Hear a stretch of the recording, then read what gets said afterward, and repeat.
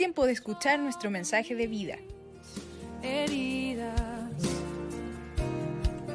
es el agua en el desierto. Somos Vida Abundante Chile. El invierno. Bueno, saludo a todos los hermanos, aunque los estaba viendo por pantalla, pero los saludo y doy gracias a Dios por poder compartir este tiempo, que son 45 minutos a lo sumo. Estamos estudiando el tema del libro de los Hechos. Haciendo un estudio del libro de los Hechos, hay algunos aspectos que ciertamente cada vez que usted lee la Escritura, hermano querido, siempre es sorprendido, siempre, sin lugar a duda, porque Él nos sorprende, porque la capacidad que el Señor tiene para darnos esta enseñanza siempre es más allá de lo que nuestra mente puede alcanzar. Y yo, en medio de todo esto, dame la siguiente lámina, mi querida Dani. Yo tengo que hacer una pequeña conexión, porque yo tengo que compartir con ustedes el capítulo 7 del libro de los Hechos, que fundamentalmente se refiere a la defensa de Esteban frente al concilio, frente a los sacerdotes y mucha gente que estaba ahí muy preocupada de lo que estaba pasando en aquellos días tan complejos que estaban viviendo algunos hermanos, y obviamente también había gran inquietud entre el mundo religioso, porque el impacto que estaba provocando la presencia del Espíritu Santo en ese contexto era demasiado apabullante para la vida de aquellos días. Eran cosas extraordinarias. Y quise hacer una lectura de esto, por qué finalmente Esteban fue arrestado, y ya habían bastantes razones. Y se lee ahí Esteban lleno de gracia y de poder. Estoy leyendo el capítulo 6 del libro de los Hechos. Aquí hay algo muy importante. Dice Esteban lleno de gracia y de poder. ¿Qué poder era este? Era un poder del Espíritu Santo. Dice el texto que hacía grandes prodigios y señales entre el pueblo. Entonces, yo, Dani, seguramente te voy a pedir que me des la lámina, pero a su vez te voy a hacer volver para atrás de repente en algunos aspectos, como es el caso de ahora. Entonces, aquí vemos que hay en la sinagoga una serie de hombres eruditos, conocedores de la Torá, que estaban en una franca disputa con Esteban en virtud de que él estaba hablando de un Dios, para ellos un Dios que estaba reemplazando a los dioses que ellos creían, y para ellos era un gran conflicto, porque lo que estaba haciendo Esteban era anunciar el Evangelio de Cristo y el poder y la autoridad que él tenía. Dame la siguiente lámina, por favor. Entonces, sobornaron, y aquí comienza ya la cosa truculenta, la cosa anómala, de cómo es que esto era tan avasallador, era tan aplastante para los sacerdotes de aquellos días, que no tenían de qué manera silenciar a Esteban, porque él estaba lleno, como decía, del Espíritu Santo, y trataron de alguna forma de silenciarlo a él. El texto aquí dice soliviantaron, el versículo 12. La mía dice acá, pero cuando estoy hablando del 12, 6, 12, ¿no es cierto? Dice, y alborotaron al pueblo, la versión que estoy leyendo yo, alborotaron al pueblo, a los ancianos y a los escribas, y cayendo sobre él, lo arrebataron y lo trajeron en presencia del concilio. Vale decir, lo tomaron preso.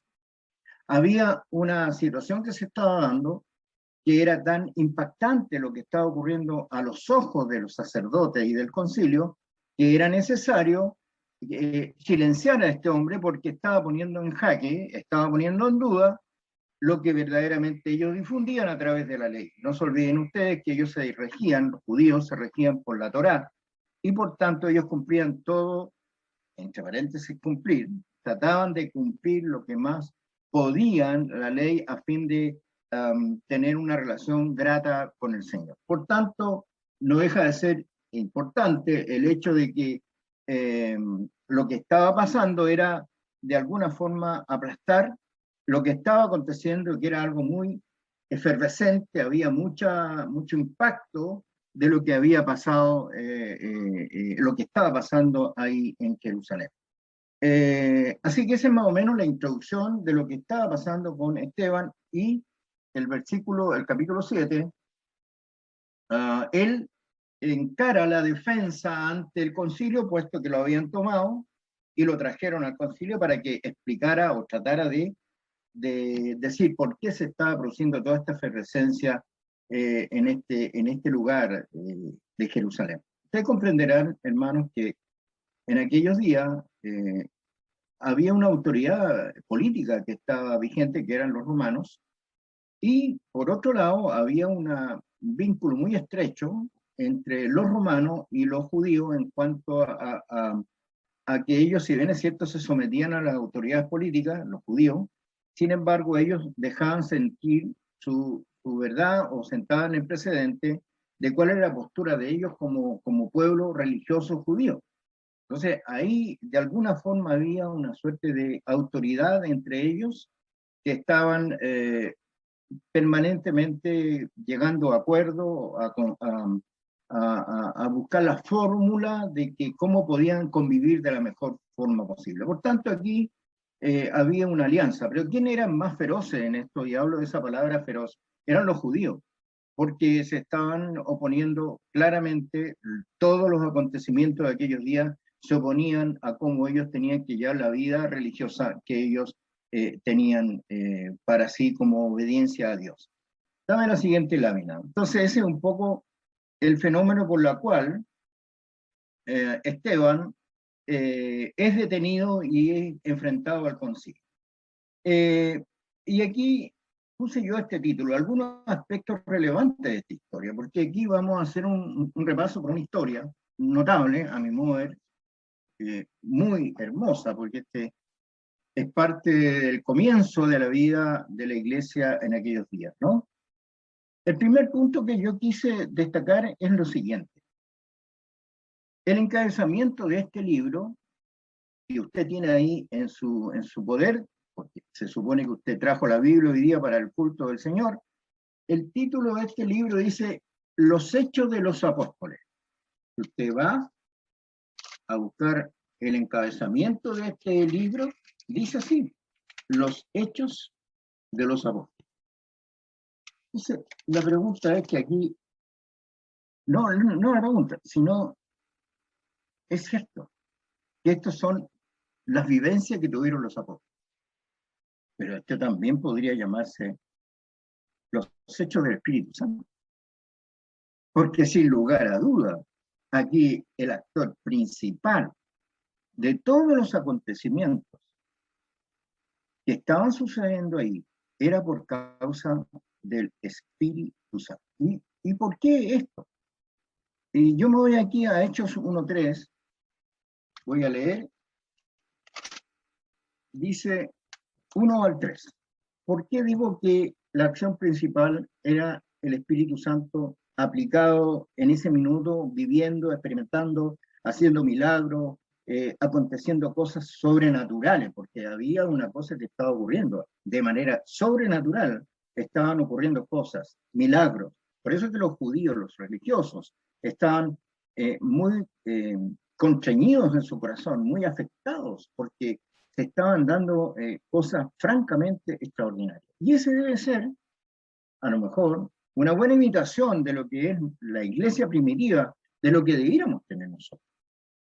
Ser una iglesia próspera en cuanto a milagros, acontecimientos extranaturales, porque Dios obra a través del Espíritu Santo de manera sobrenatural. No es una inspiración humana, es una inspiración venida de lo alto por causa del Señor a través del Espíritu Santo, que se producen estos fenómenos ahí, que estaba el gran alarde, el gran bullicio, la gran cosa. Era el Vox Populi, lo que se estaba conversando todos los días en la ciudad, en las calles, en las plazas, en la sinagoga. Había un gran impacto. Eso es lo que estaba pasando. Entonces, este Esteban, que había sido nombrado el primer diácono de la iglesia, dice el texto que respalda la elección de los diáconos, dice que tenían que estar llenos del Espíritu Santo. Y entonces Esteban era un hombre lleno del Espíritu Santo. Pero mire lo que dice aquí y cómo nace toda esta historia notable, porque el versículo capítulo 1, Hechos 1:3, dice: el primer relato que escribí, Teófilo, trató de todo lo que Jesús comenzó a hacer y a enseñar. Es decir, todo lo que este libro lo escribió Lucas, comenzó a hacer y a enseñar. Vale decir, no solamente hacía en lo práctico, sino que también enseñaba en lo intelectual, en el conocimiento, en la formación de la vida de los. Mira lo que dice después. Hasta el día en que fue recibido arriba. Es decir, durante todo este tiempo, el Señor Jesús estuvo en esta tarea de hacer y enseñar. Es la tarea de la iglesia, hermano. Hacer las obras que el Padre nos encomienda hacer y enseñar lo que la Escritura nos enseña que debemos enseñar. Entonces, aquí hay un efecto importante, que con estos dos elementos se puede formar o desarrollar la historia de un contexto de iglesia, de una parte del cuerpo de Cristo. Pero miren lo que dice aquí. Hasta el día en que fue recibido arriba, después de que por el Espíritu Santo, había dado instrucciones a los apóstoles que había escogido. Y hay algo más importante aún. Los apóstoles recibieron una instrucción del Espíritu Santo. Usted hoy día, frente a esta palabra que Dios está compartiendo con ustedes, podemos decir lo mismo. Usted está recibiendo instrucciones del Espíritu Santo. Usted puede ser una clara inspiración del Espíritu Santo para hacer, como dice aquí, y enseñar lo que el Señor Jesús entregó a sus apóstoles en aquellos días. Pero agrega el tercer punto. Lo que dice el versículo 3, dice: a estos también, después de su padecimiento, se presentó vivo con muchas pruebas convincentes. Jesús, está hablando de Jesús, apareciéndosele durante 40 días. Interesante estos 40 días. Jesús, después de su resurrección, estuvo 40 días en la tierra. Mientras yo hacía el estudio de esto, me di cuenta de dos aspectos que pueden ser aplicables acá. No sé por qué vino muy claramente a mí que los 40 días que tuvo el Señor Jesús cuando pasó la prueba de los 40 días y 40 noches en el desierto. Fíjense ustedes que eso fue el comienzo de su ministerio, cuando él recibió o conoció la dimensión de la intencionalidad que el diablo tenía. No se olviden ustedes que en el tiempo final de esos 40 días, el diablo va y tienta a Jesús y Jesús lo pone en su lugar. Pero durante esos 40 días hubo una íntima relación con el Padre, seguramente conversando qué habría de ocurrir en el tiempo que le venía encima a Jesús. Y era el tiempo del comienzo de un gran trabajo, que ya lo conocemos, que terminó en la cruz, con el perdón de los pecados de todos nosotros. Pero aquí estuvo 40 días entre ellos. 40 días. Pero ¿qué pasó después? Después dice de los 40 días, y hablando de lo concerniente al reino de Dios. ¿Qué estuvo haciendo Jesús durante 40 días? Hablando del reino de Dios. ¿Y qué pasó entonces en esta ascensión? Jesús entonces preparó su corazón para llegar a su gloria, a postrarse a la diestra del Padre, donde Él le respaldó en todo lo que vino a hacer a la tierra. Entonces, este fenómeno de los 40 días tiene dos visiones, o por lo menos visualizo dos, una que está claramente escrita acá y la otra está escrita en otra parte de la Escritura. los 40 días del dolor, del sacrificio, de la tentación, de lo que sabía que iba a pasar con su vida, y por otro lado, ¿no verdad? Cuando ya Jesús cumple su tarea, se prepara también para ascender a los cielos. Por tanto, es interesante entender que aquí hubo una entrada y una salida en los 40 días. Por alguna razón, la Escritura lo deja claramente señalado acá. Pero luego hay otro aspecto también que me parece importante, que yo lo resalto en el punto 3. Dice, pero Juan bautizó con agua. Pero mire lo que dice aquí Jesús. Pero vosotros, se refiere a los apóstoles, seréis bautizados con el Espíritu Santo, dentro de pocos días. Es decir, antes de este momento no estaba el Espíritu Santo con ellos. No se olviden que después acá viene el tiempo de Pentecostés, donde Pedro se levanta con gran autoridad a hablar del reino de Dios y de lo que ha de venir más adelante para el pueblo escogido por él. Entonces, aquí se dotan de las capacidades que el Espíritu Santo les va a dar en el versículo 5, ¿no? Dice, con el Espíritu, y seréis bautizados, seréis llenos. Cuando uno es bautizado en agua, lo que se hace es sumergirlo por completo, a fin de que las aguas se lleven el pecado que aún mantenía en nuestra vida.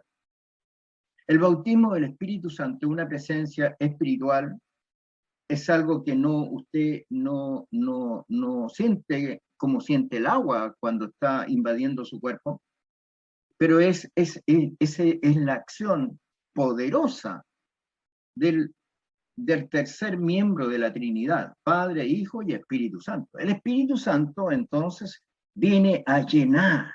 ¿Por qué Jesús usa la palabra seréis bautizados en el Espíritu Santo? Porque habrá una plenitud, una llenura, un completo sentir de la presencia del Espíritu Santo en la persona que recibe, en este caso, el bautismo del Espíritu Santo, que eran los apóstoles. Entonces, sigo. Bueno, ya expliqué ahí, dice, y recibiréis poder cuando venga el Espíritu sobre usted. En el 1.8 dice eso, ¿no? Pero recibiréis poder cuando el Espíritu Santo venga sobre vosotros, y me seréis testigos, y aquí comienza la gran tarea. Y me seréis testigos en Jerusalén, en toda Judea y Samaria, y hasta los confines de la tierra. Cuando uno lee el libro de los Hechos, hermano, no puede dejar de pensar cómo nació el contexto de iglesia después de este fenómeno, después de esta vivencia tremenda que vivieron la gente de aquellos días. Sin la presencia del Espíritu Santo, no se llevará adelante una buena función de la iglesia en el mundo. Por eso que aquí habla que a través del Espíritu Santo nosotros seremos testigos, dice, en Jerusalén, en toda Judea y en Samaria y hasta los confines de la tierra. Estamos hablando de Mateo 28, la gran comisión. Aquí comienza la gran comisión. Entonces, hermanos queridos, yo quise entrar un poco en la historia previa, porque aquí el gran actor de todo esto, junto con los milagros que acontecían, era el Espíritu Santo. El Espíritu Santo nos guiará a toda verdad. El Espíritu Santo nos redarguirá de cualquier error que podamos cometer. Por tanto, ¿qué es lo que hacían los judíos? Ir en contra del Espíritu Santo, pues. Porque lo que hacían los apóstoles era ir y predicar el Evangelio. Y no solamente predicarlo. No se olviden ustedes lo que vimos en la anterior prédica, que Pedro y Juan fueron sacados milagrosamente de la cárcel y se fueron, por instrucciones de un ángel, a a la sinagoga a predicar el Evangelio. Ahí estaban predicando el Evangelio. Entonces, la prédica del Evangelio era una carga tremenda que habían recibido los apóstoles para seguir adelante con el ministerio de Jesús. Luego de esto, hay otra cosa que también me llamó mucho la atención. Esteban fue el primer hombre no apóstol, que se manifestó en gran poder y gloria. Gran poder de él. Y lo dice el capítulo 6. ¿Qué dice aquí? Voy a leer muy rápido esta parte. Dice: y Esteban, lleno de gracia y de poder, hacía grandes prodigios y señales entre el pueblo. Pero se levantaron algunos de la sinagoga llamados de los libertos, incluyendo tanto cireneos como alejandrinos y algunos de Cilicia y de Asia, y discutían con Esteban. Es decir, lo enfrentaban, ¿no? Pero no podían resistir a la sabiduría y al espíritu con que hablaban. Era algo demoledor, a mi modo de ver, ¿no? Algo que no podían contenerse. Entonces, en secreto, persuadieron a algunos hombres, es decir, contrataron unos testigos falsos. Contrataron a unos testigos falsos a fin de que declararan algunas cosas que en el fondo le hicieron decir mentiras verdades. Eso es lo que, para eso contrataron a estos testigos falsos, ¿no? Dice, entonces en secreto persuadieron a algunos hombres para que dijeran: lo hemos oído hablar palabras blasfemas contra Moisés y contra Dios, para decir, contra la ley que los judíos practicaban de manera frecuente. Y alborotaron al pueblo, a Amán lo cargaron con la responsabilidad del desorden que había en aquellos días. No el desorden, perdón, la gran ebullición que estaba ocurriendo en el pueblo por causa de los milagros y los acontecimientos sobrenaturales que estaban sucediendo en Jerusalén y eran propios de la presencia del Espíritu Santo en la vida del pueblo de aquellos días. Sigo leyendo entonces. Y alborotaron al pueblo, a los ancianos y a los escribas, y cayendo sobre él, lo arrebataron y lo trajeron en presencia del concilio. ¿Viste? Es lo que decía al comenzar. Lo tomaron porque estaba haciendo mucho corrupto. Era demasiado los acontecimientos sobrenaturales que estaban ocurriendo en aquellos días ahí en Jerusalén. Y después agregan, porque le hemos oído decir que este Nazareno, Jesús, destruirá este lugar y cambiará las tradiciones que Moisés nos legó. Imagínate, tamaña mentira que estaba diciendo, porque eso había dicho, pero se lo habían puesto como un argumento para justificar la detención de Esteban, porque finalmente esto ya era obviamente era una herejía para los judíos escuchar lo que se estaba hablando en aquellos días. Pero aquí viene otro acontecimiento trascendente, que es como un pequeño eslabón que nos lleva a la parte de la defensa de Esteban. El versículo 15 del capítulo 6, ¿qué dice? Dice, y al fijar la mirada en él, ¿quiénes? Los que estaban allá al otro lado, en el concilio, los sacerdotes, los fariseos, los libertos, los cireneos, los alejandrinos, etc. Todos aquellos que de alguna forma estaban con la espada lista para cortarle la cabeza a lo mejor a Esteban, porque estaba siendo demasiado potente el mensaje que está siendo entregado por este hombre, ¿no? Y dice, y al fijar la mirada en él, todos los que estaban sentados en el concilio, aquí no se escapó ninguno, todos, en general, vieron su rostro como el rostro de una gloria a Dios. Hermanos, cuando el Espíritu Santo te inspira, te llena de gracia, te llena de sabiduría, a lo mejor podemos alcanzar un rostro angelical de santidad. Pero yo quiero decir en esta mañana que es fundamental la presencia del Espíritu Santo en su vida. Usted tiene que dejarse guiar por el Espíritu Santo. No luche más con el Espíritu Santo. No siga haciendo más las cosas que a usted se le ocurra hacer, sin preguntar lo que el Espíritu Santo quiere hacer. Porque aquí lo que está pasando es que es tanto el impacto que está ocurriendo acá, que los religiosos de aquellos se levantan en contra de la presencia, de la prédica de los apóstoles, de los milagros de los apóstoles, a fin, ojalá, de silenciar, ojalá, de erradicarlos. Así que esa es más o menos la introducción al tema final. Finalmente, el capítulo 7, si usted lo lee, tiene 60 versículos. Es demasiado extenso para poder hablar con claridad o con el tiempo suficiente más que con claridad para que usted pueda comprender. Sin embargo, yo he rescatado algunos puntos que quisiera que la Dani me diera la siguiente lámina. Ya mencioné el punto número 6, concuerdan los miembros del Sanedrín levantar falso testimonio usando testigos falsos. Eso, quiero decirle, hermanos queridos, que hasta la fecha todavía existe. Todavía existe. Yo recuerdo años atrás que estaba en una notaría y había un personaje al lado mío y entonces el tipo le dice, bueno, trae su testigo. Estamos ante un notario, ¿no? No trae.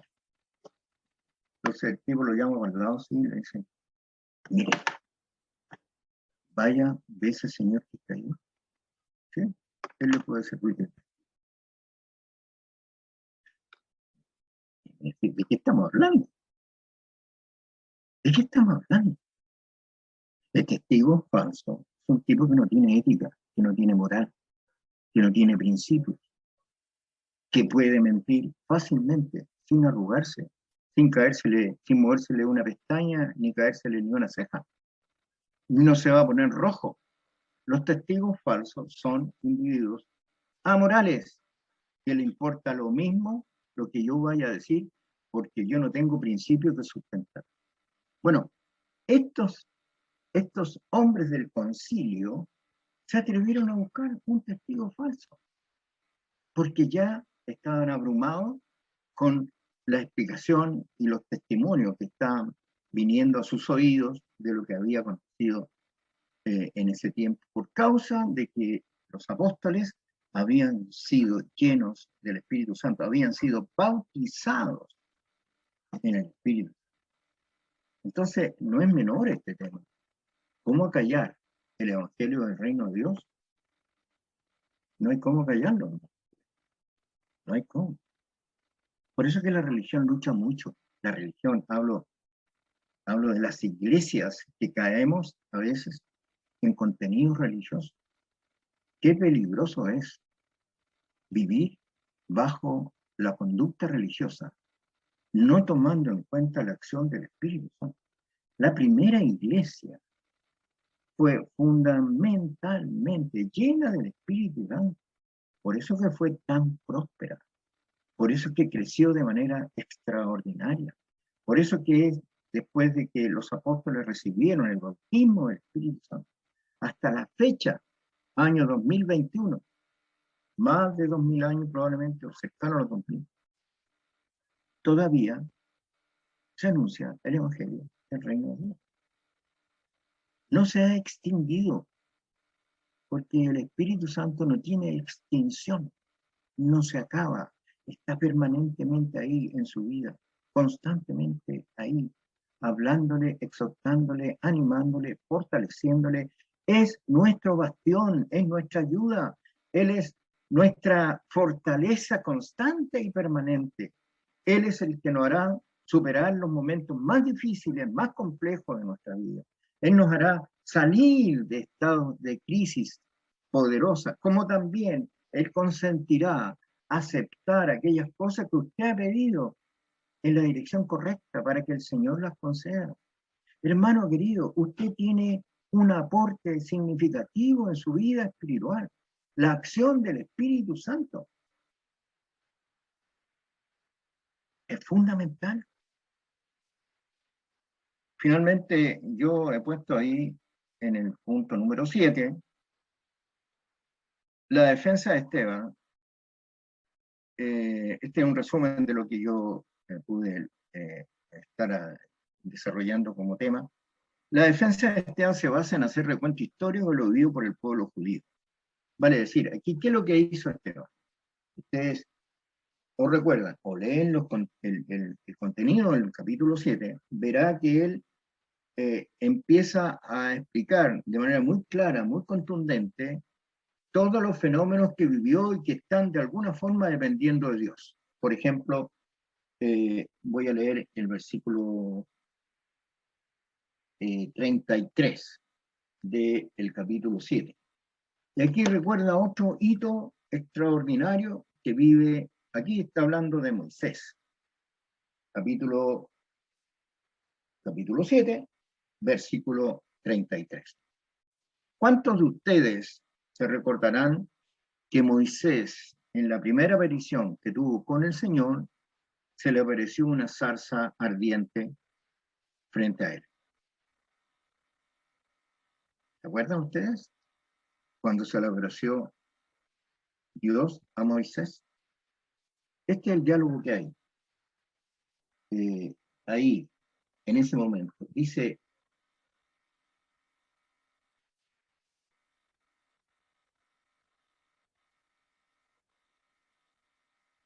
voy a leer del 30 más bien, ¿no? Dice, y pasados 40 años, de nuevo aparece la palabra 40. Me llama la atención los 40. Algo tendrá que ver. No analicé mayormente estos 40 años, dice, ¿no? Y pasado 40 años, fue los 40 años que Moisés estuvo en el desierto, que también estuvo en un sometimiento de prueba, preparando el corazón. No se olviden ustedes que Moisés, por diversas razones, había matado a un egipcio que estaba haciendo injusticia con un par de judíos, y cuando lo enfrenta a otro judío, otro egipcio, le dice, pero ¿qué hablas tú si tú mataste a otro egipcio? Y ahí el hombre arranca. 40 años en el desierto. Y este es el diálogo que surge después de 40 años. Interesante, ¿eh? Dice, y pasado 40 años, se le apareció un ángel en el desierto del monte Sinaí. Está hablando ciertamente Dios con Moisés. En el monte Sinaí, en la llama de una zarza que ardía. Al ver esto, Moisés se maravillaba de la visión y al acercarse para ver mejor, vino a él la voz del Señor.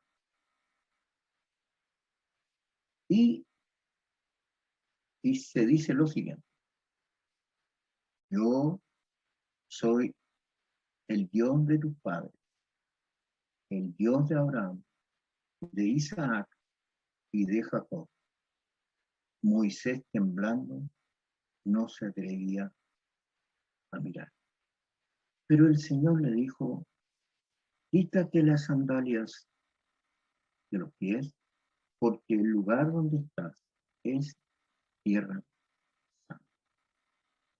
Ciertamente he visto la opresión de mi pueblo en Egipto, y he oído sus gemidos, y he descendido para librarlos. Ven ahora y te enviaré a Egipto. La tremenda tarea que Dios le encargó a Moisés: liberar al pueblo de Egipto. Y esa tremenda tarea que le dio el Señor Jesús a los apóstoles: liberar de la esclavitud a aquellos que tenían un acto de arrepentimiento.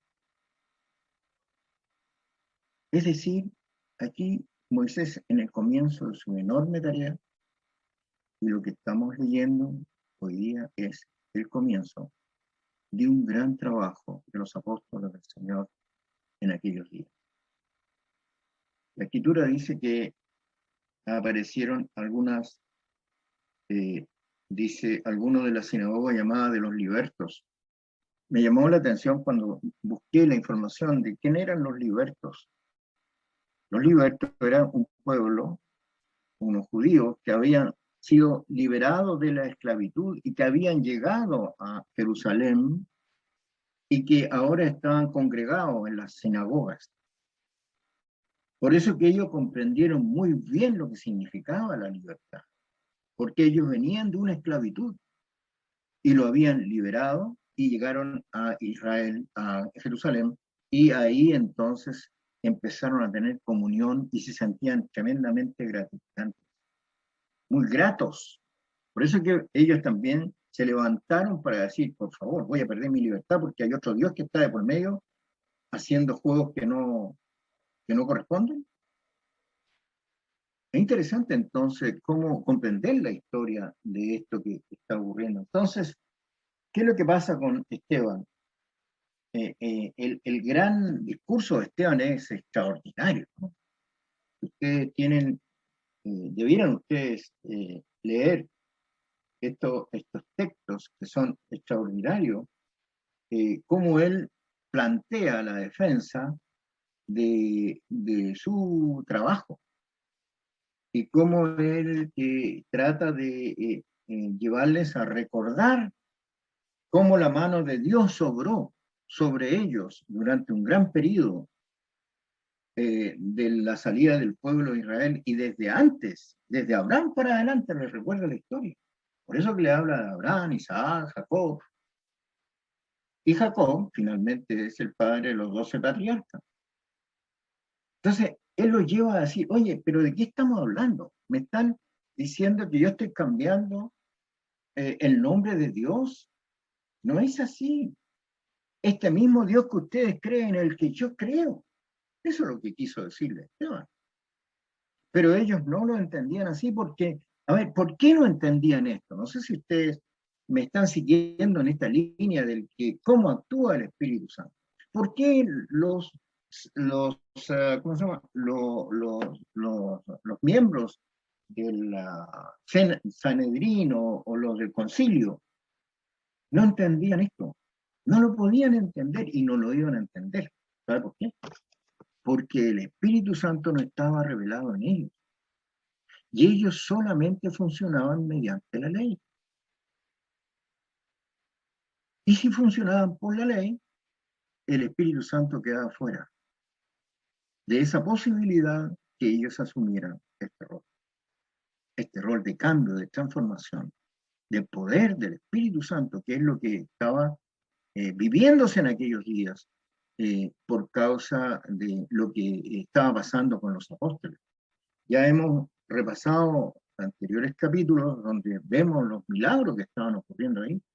Está la sanidad de ese cojo, ¿te acuerdas?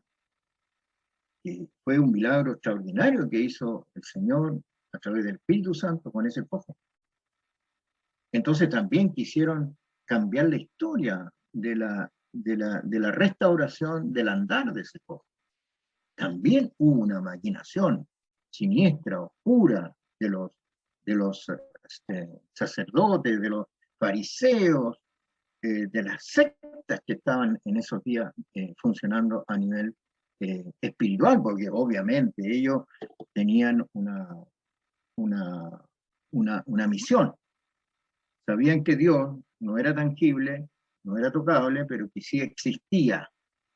Pero ellos no tenían el apoyo potente y poderoso que es el Espíritu Santo. Entonces, cuando vemos que la defensa de Esteban recorre toda la historia del pueblo de Israel, hasta esos días. Por eso que yo aquí puse en el punto número 7, la defensa de Esteban se basa en hacer un recuento histórico de lo vivido por el pueblo judío. Y ahí incluso hay algún texto que hablan del faraón. Leo el versículo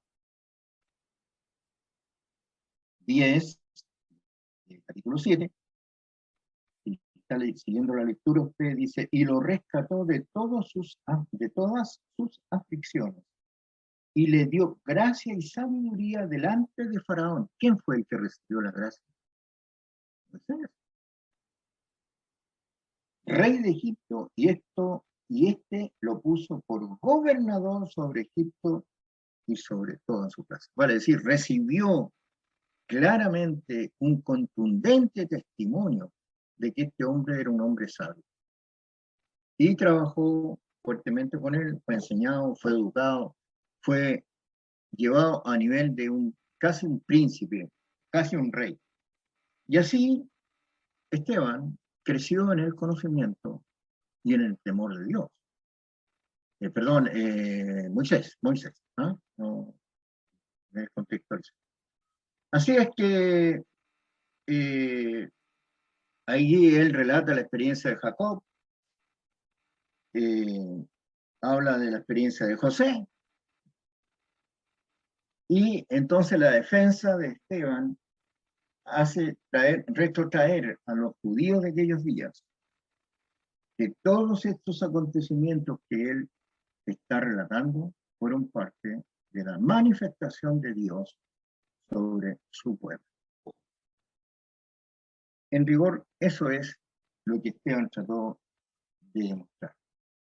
Pero finalmente, en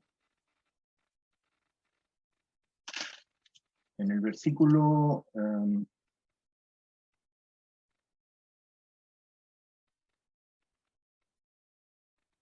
bueno, aquí también yo, volviendo a leer, por aquí también le mencionan que hicieron un becerro. Es una historia muy larga, por eso que estos 60 versículos no eran leíbles en tan poco tiempo y explicables en tan poco tiempo. Habla de Josué también, al tomar posesión de las naciones, es decir, cuando Moisés sacaba su tarea. Entonces, él trata de llevarlo y decirle, oye, viejito, están perdiendo el tiempo. Si el Dios que estoy hablando yo es el mismo que ustedes conocen, la diferencia es que ustedes lo ven por la ley y yo lo veo por la gracia. En el fondo no dijo la gracia, pero Esteban estaba siendo inspirado por el poder del Espíritu Santo para explicar todo esto. Entonces, al finalizar ya, comienza la parte más dura para Esteban, que es el tema del martirio de Esteban, ¿no? Y este texto lo quiero leer completo, porque aquí ya estoy prácticamente terminando la enseñanza de esta mañana. El capítulo 7, versículo 54 en adelante, dice lo siguiente. Al oír esto, se sintieron profundamente ofendidos. Esto cuando les tiró en la cara todo lo que les dijo Esteban en materia de su defensa, le dijo, oye, pero todas estas cositas ustedes las sabían, ustedes son testigos de estos hechos, están en la Escritura, están en la Torá, están en el número de Deuteronomio, Éxodo, ahí está la historia. Entonces, la reacción de la gente del concilio dice, aquí lo relata muy claramente en el versículo 54, dice, al oír esto se sintieron profundamente ofendidos y crujían los dientes contra él. Estaban ya, pero ya no podían más. Esta cuestión ya había pasado a nivel de castaño oscuro, diría yo, ¿no? ¿Cómo es posible que este hombre siga hablando tantas mentiras? Ya para ellos era insoportable. Entonces, la defensa de Esteban, él no solamente era un gran recordador de la historia del pueblo de Israel, sino que también parece ser que era un buen abogado. Es decir, el hombre tenía buenos argumentos. Claro, porque estaba inspirado por la gracia del Espíritu Santo, evidentemente. Eso era lo que a él le hacía tener tanta autoridad para enfrentarse con toda claridad frente a la gente del concilio. Leo. Quedamos en que le crujían los dientes, ¿no? ¿Cómo le crujen los dientes a usted cuando usted no puede decir nada y se queda, se tiene que quedar callado, pero se muerde todo porque Oiga, ¿hasta cuándo sigo escuchando estas cosas insensatas, que no están de acuerdo a lo que yo creo o lo que yo pienso? Pero Esteban, lleno del Espíritu Santo, fijó los ojos en el cielo, vio la gloria de Dios y a Jesús de pie, a la diestra de Dios. Es decir, el hombre tenía un respaldo de lo que estaba haciendo ahí, porque Dios estaba con él.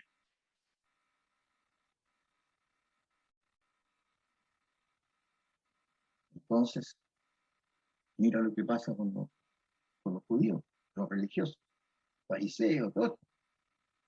Entonces ellos gritaron a gran voz y tapándose los oídos, arremetieron a una contra él, es decir, se fueron encima de Esteban.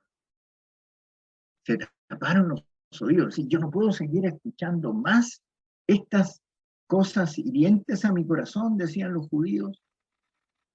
¿Cómo puedo seguir escuchando esta infección? Me está afectando mi alma, mi cuerpo, todo. Y se taparon los oídos. Y se fueron en contra. Y echándolo fuera de la ciudad, comenzaron a apedrear. Y los testigos pusieron sus manos a los pies de un joven llamado Saulo.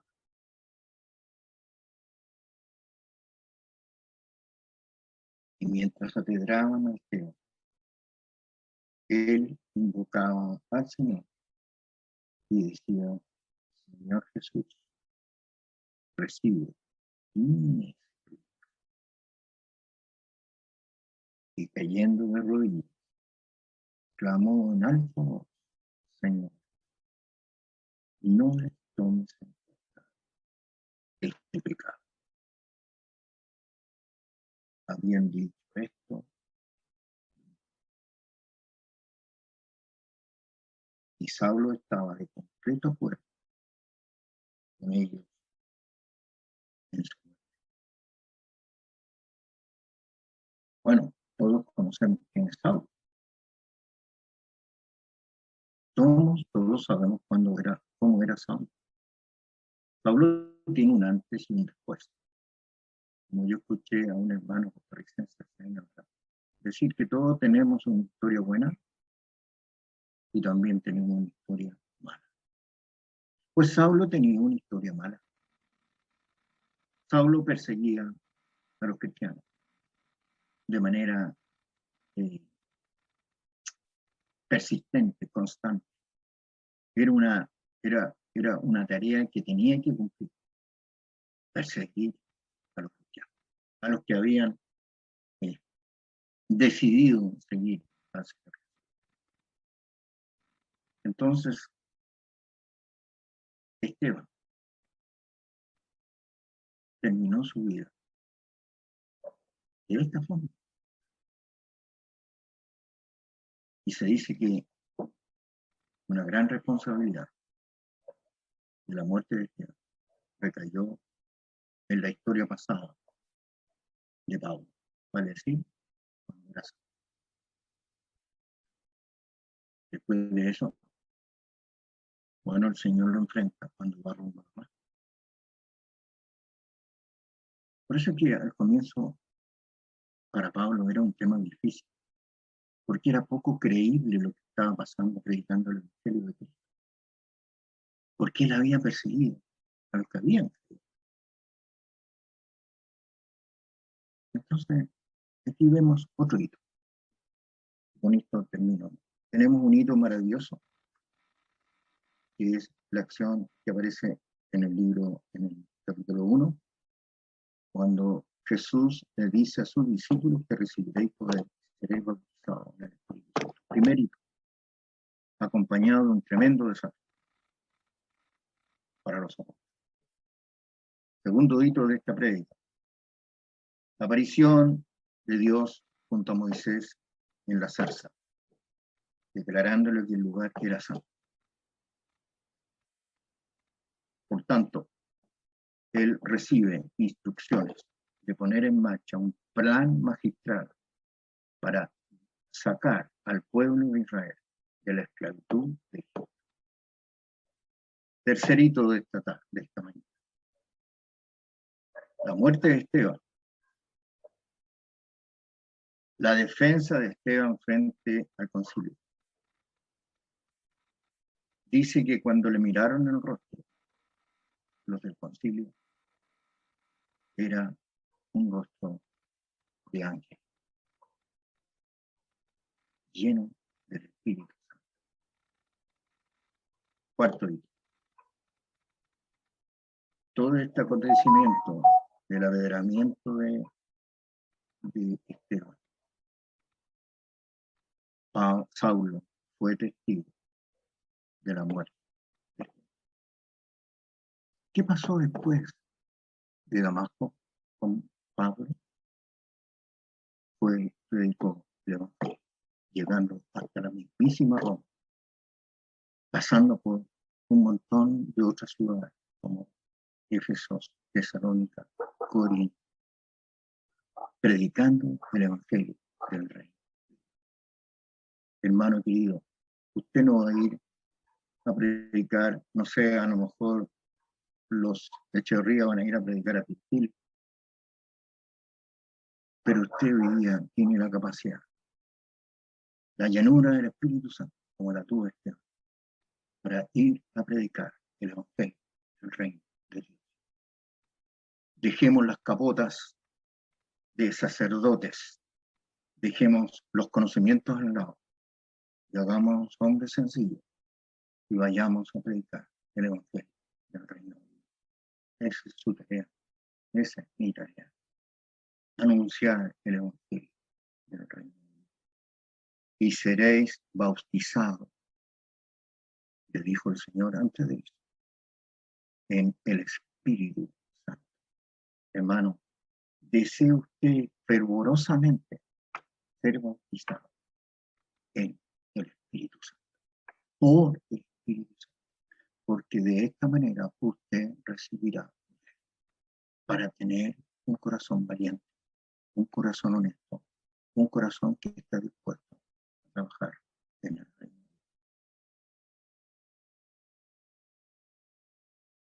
Ocho 1 dice, con esto termino, y Saulo estaba de completo acuerdo con ellos en su muerte.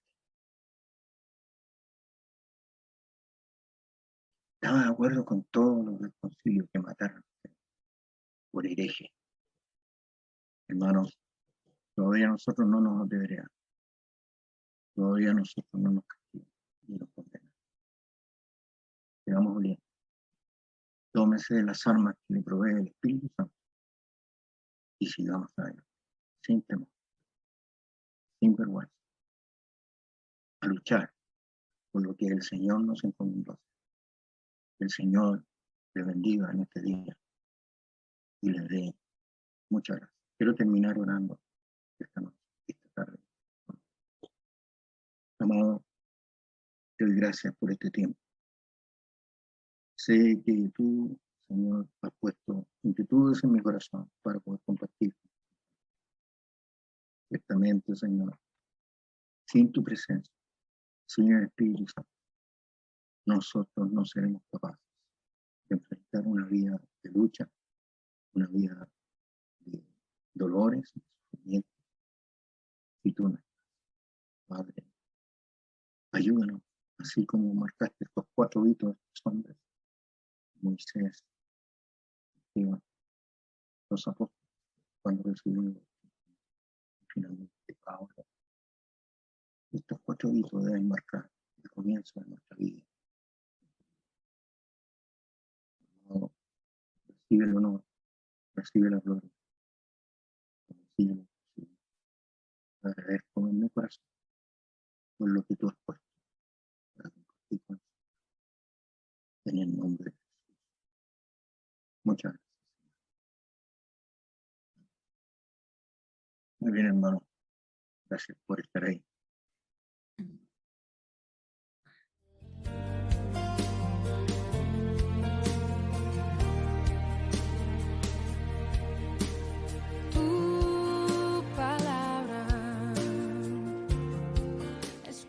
Es tiempo de escuchar nuestro mensaje de vida.